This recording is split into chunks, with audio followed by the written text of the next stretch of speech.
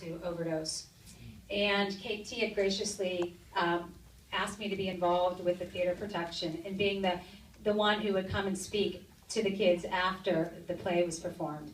And we were receiving just hundreds of letters from kids that were writing and telling us their personal stories, and may have not have told somebody until they saw this really powerful performance.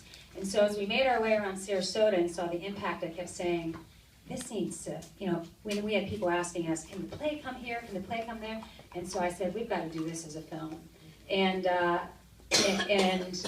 in Florida, it started with prescription drugs, but what we have now is an epidemic of heroin use. So we thought it really important to show all the components of what was happening in our community. And from a teenager's point of view, because all this stuff, like KT said, she interviewed tons of teenagers and their real stories. And so all the little subtleties that you might see are conversations that really, really go on between them. Their ideas about rehab, what they tell one another. And really just the slow progression, sometimes faster. This was fast. In my daughter's case, it was 18 months from start to finish, from the first time she started using till she died. And just like in the movie, she was left with a friend and less than a mile from where I was.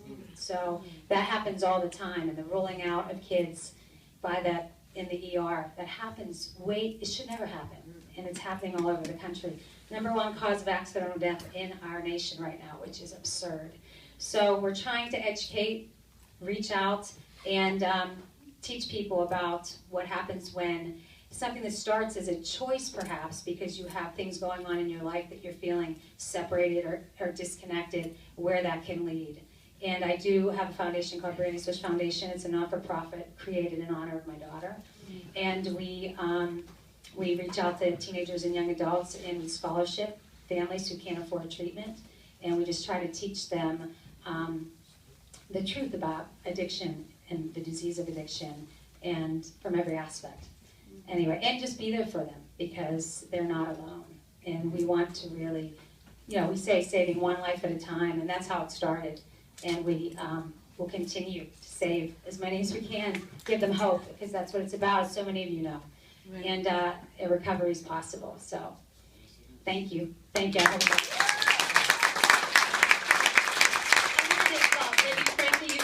About why you were involved. He was in the original theater production as well, and is now an actor and a writer here in New York City.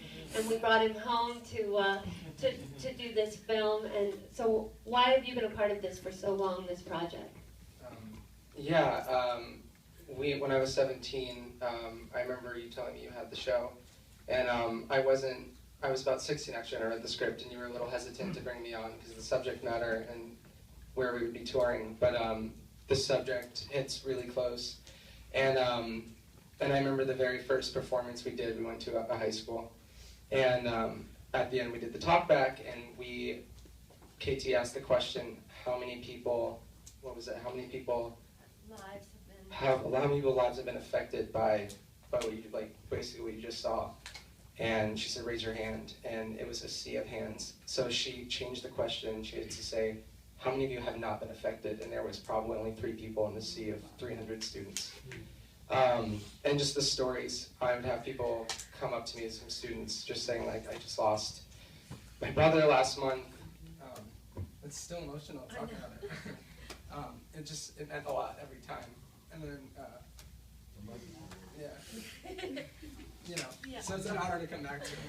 We had a banner that was made by the mothers that we would be the whole length of the stage of young people from Sarasota and Bradenton who had died as a result of overdose. And people would come out after, and we would unfold the banner, and we would keep, oddly, this kind of blows my mind, but we would keep the first couple of rows empty in the theater, and it was for the students who had been lost. And how interesting today that we have these empty seats here, because we always felt that they traveled with us and when we performed. So.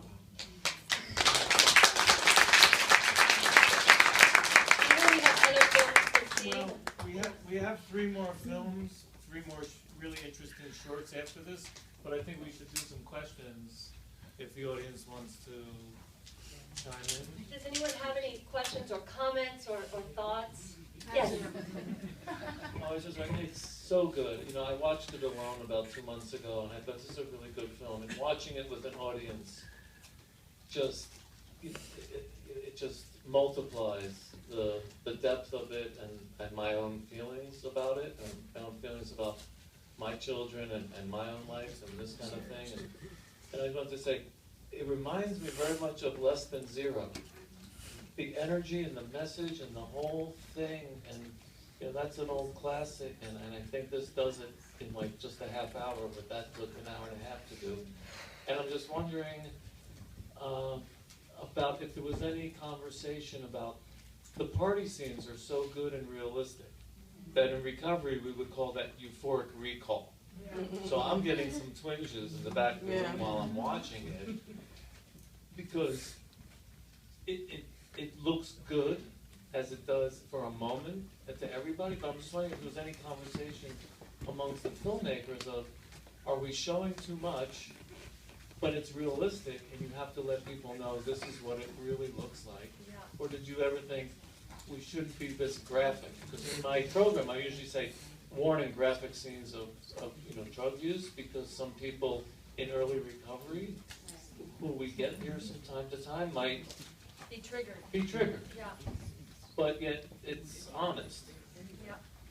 This is something we actually talk about a lot, and I honestly love to know your thoughts on it, because I feel for people in recovery, and I have many, many family members who are in recovery and struggling, triggers, like a very close family member said the other day, she can't escape it. Alcohol is everywhere. And where can she hide from it? It's on every TV show. It's in the grocery store at the end of every aisle. It's in every film. And so I feel like a lot of things that I've seen about recovery are so much the other way, that I don't find that the young people I deal with, they just sort of roll their eyes, like it's just going to be a preachy thing. And so we're trying to give a balance of saying, well, yeah, we know that why people got involved in the first place was, it was maybe fun at first, or it was exciting, but there's this other whole dark path that it leads you on. And so with films and media, they do trigger. It's the same thing. We have stuff on sexual assault and things like that, and we look at how far can we show and things like that. But I'd really love to know what the audience thinks about that. Yeah. Actually, like AT said, we talked about it a lot, and since our audience was high school, the goal of this film is to have it in high schools. We have a PG version, so the language is removed for the most part, and it's like, there's some things that are a little less graphic, but our goal is for the high schools or adolescent treatment centers, and we actually are working on a curriculum to go with it, so that all those points that, that this film presents, we can have an open forum, a safe place to talk about them. We did want to make it graphic. We wanted to show that side to it, to capture them at that young enough age to see the other side and not just think it's super cool, I wanted to say something.